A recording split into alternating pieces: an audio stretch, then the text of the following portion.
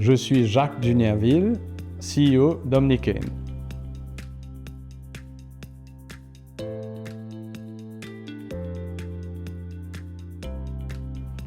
Alors, l'année 2025 a été un peu compliquée au niveau de l'énergie parce que nous avons une panne inattendue sur la centrale de la baraque où un alternateur a été défaillant.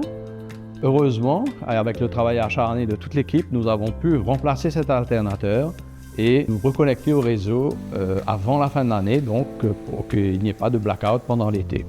Donc ça a été un défi que nous avons pu relever. Au niveau du sucre, la raffinerie a bien fonctionné et donc nous avons de beaux projets pour l'avenir dans ce secteur.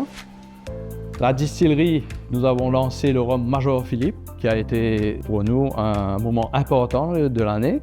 La distillerie a commencé ses opérations en 2014 et nous avons maintenant atteint un palier où nous allons à la recherche de plus de valeur ajoutée.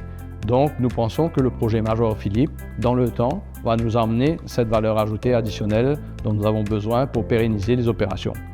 Un point intéressant au niveau du Holiday Inn, Valor est maintenant donc le manager de Holiday Inn et nous voyons que cette stratégie aussi porte ses fruits puisque pour la première fois, Holiday Inn a sorti des résultats positifs en 2025 et nous sommes très confiants pour l'année qui vient et les années à venir pour ce secteur. Au courant de cette année-ci, nous avons aussi eu des réalisations importantes, notamment l'acquisition de Spice Finance qui a pu se finaliser en fin d'année et qui nous positionne maintenant dans un nouveau secteur, le secteur financier, qui est important pour nous dans nos plans d'avenir. Une chose très importante que nous avons initiée pendant cette année a été l'exercice stratégique du groupe. Donc nous avons fait appel à Roger Martin, qui est une autorité mondiale dans ce domaine. C'est un professeur qui a écrit un livre qui s'appelle Playing to Win et il a une méthode de stratégie que nous sommes en train d'appliquer à travers les différents business units d'Omnicane. Donc cet exercice est en cours et nous sommes très confiants que cela va porter ses fruits et nous donnera une direction et les outils qu'il faut pour nous aider à gagner dans chacune de nos divisions.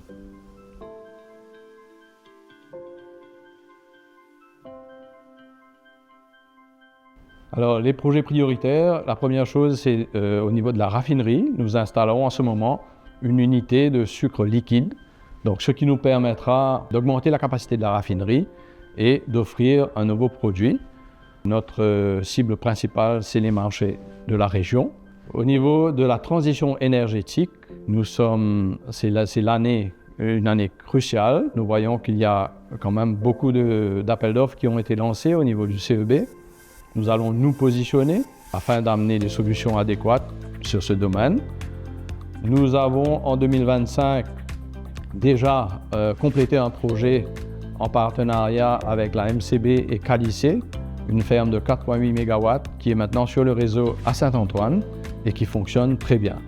Donc nous pensons vraiment grandir dans ce domaine et offrir des solutions adaptées pour les acteurs industriels et commerciaux.